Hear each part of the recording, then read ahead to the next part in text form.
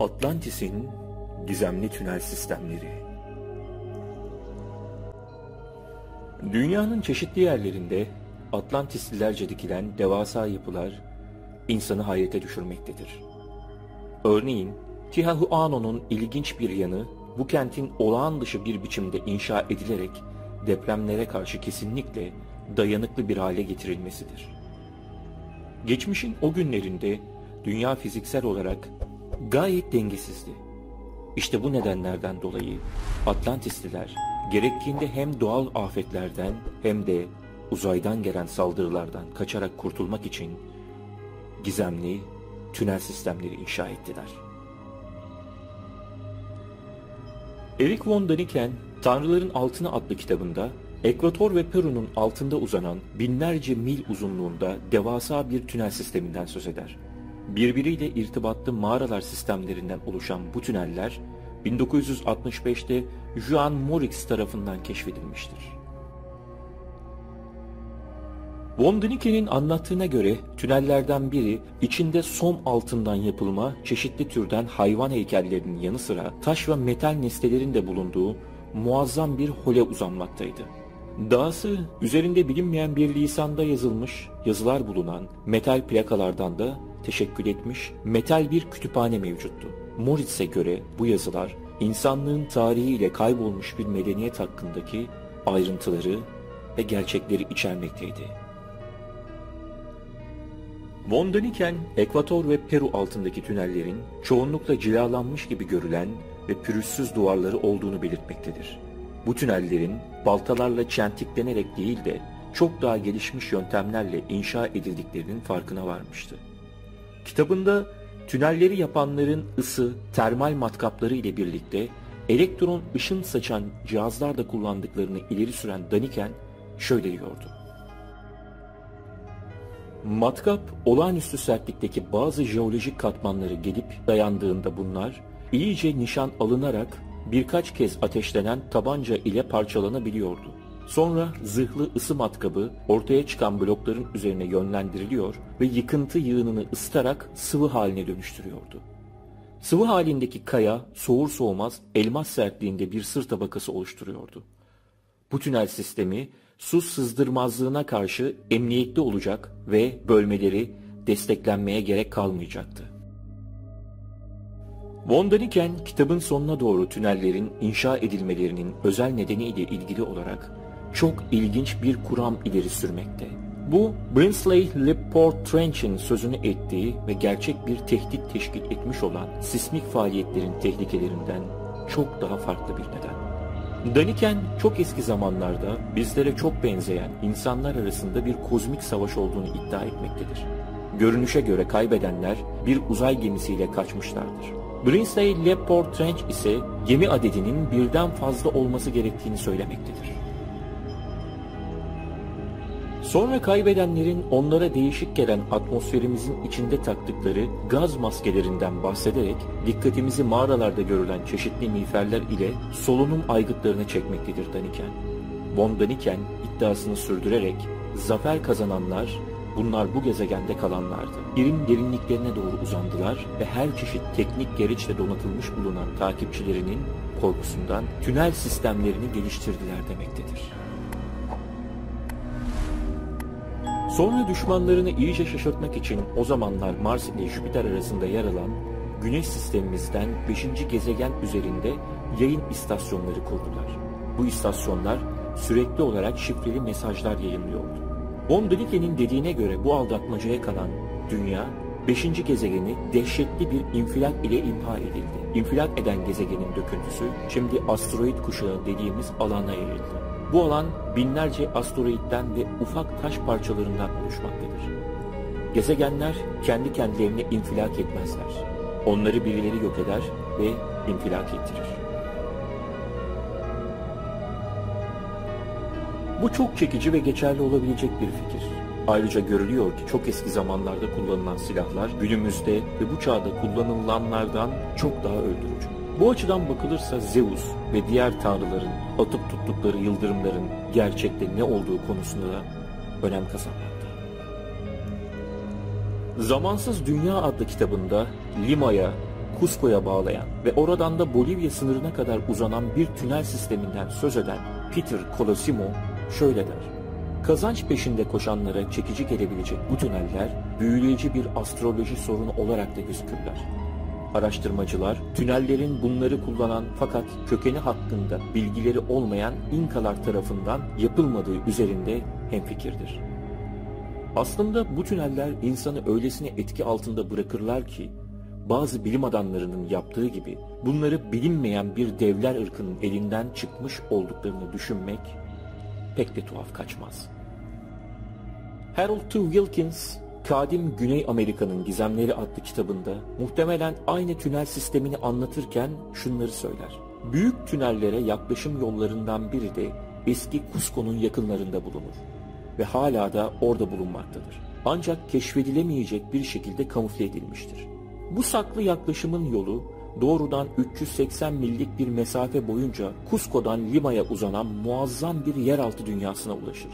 Bu büyük tünel sonra güneye döner ve 900 millik bir mesafeyi aşarak 1868 yılına kadar modern Bolivya olarak bilinen toprakların içine doğru uzanır."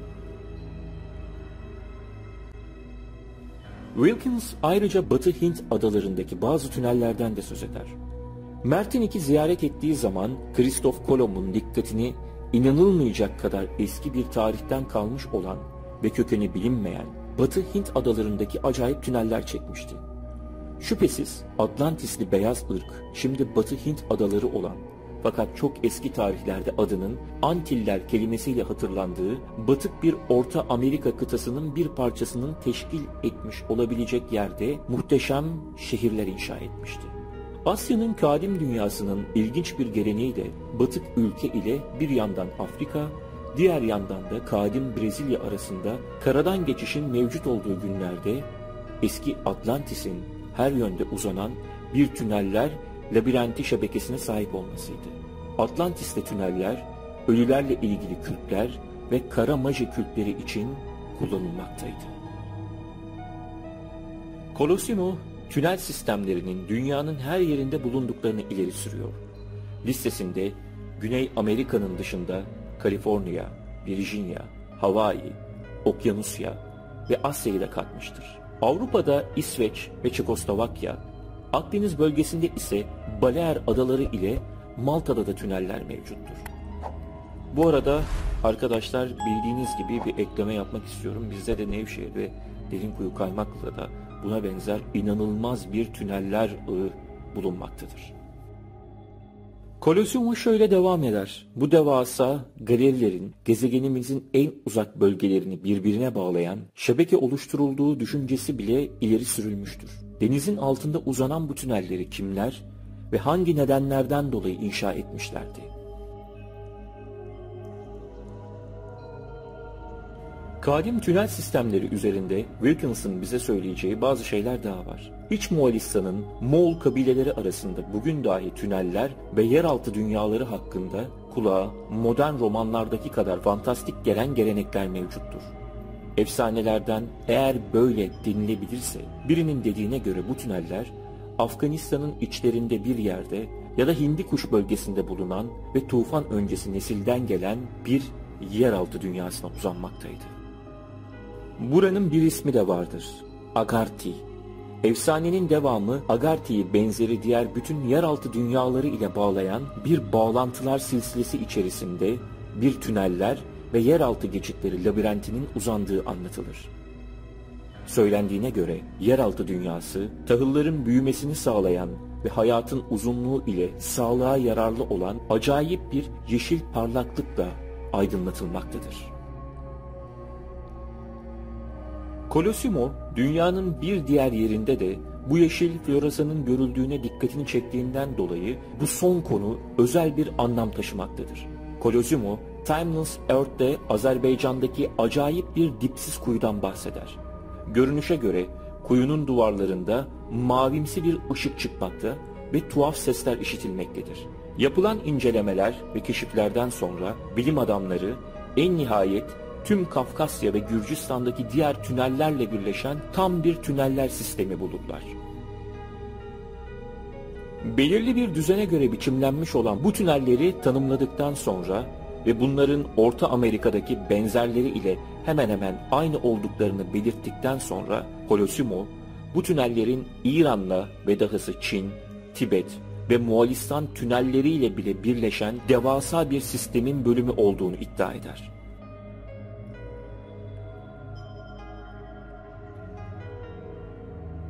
Şimdi acayip bir yeşil parlaklıkla aydınlatıldığı söylenen Agarthy adındaki bir yeraltı dünyası üzerine Wilkins'ın anlattıklarına dönersek, bu konuda Colosimo'nun da söyleyecekleri vardır.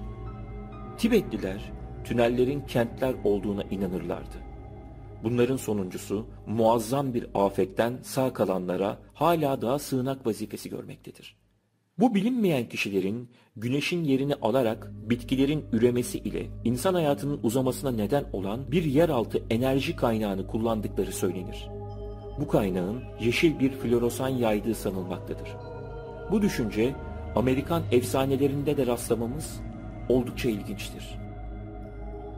Bu konudan olmak üzere Walt Peterson Yeşil Çocuklarının tuhaf hikayesinin de anlatılanlarla özel bir ilişkisi olduğu görülür.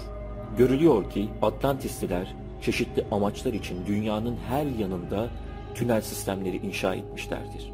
Bu amaçları özellikle sismik faaliyetler ile seller biçiminde oluşan ve o zamanlar için çok olağan sayılan doğal afetlerden ya da uzaydan gelebilecek saldırılardan korunmak amaçlıydı.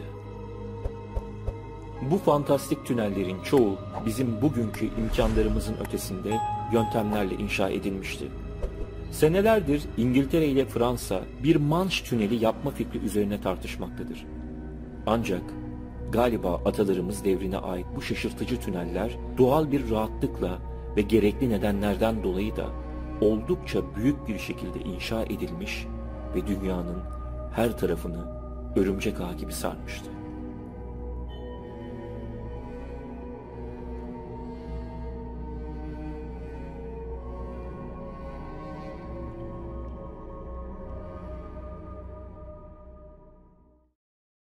Videolarımızın devamı ve kanalımızın gelişmesi için abone olmayı unutmayın.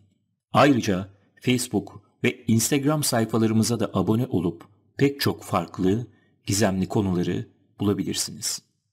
Kanalımızı desteklemek ve araştırmalarımız için katıl butonu ile size uygun üyelik paketini seçip özel avantajlardan da yararlanabilirsiniz. Gizemli konularda görüşmek üzere. Hoşça kalın.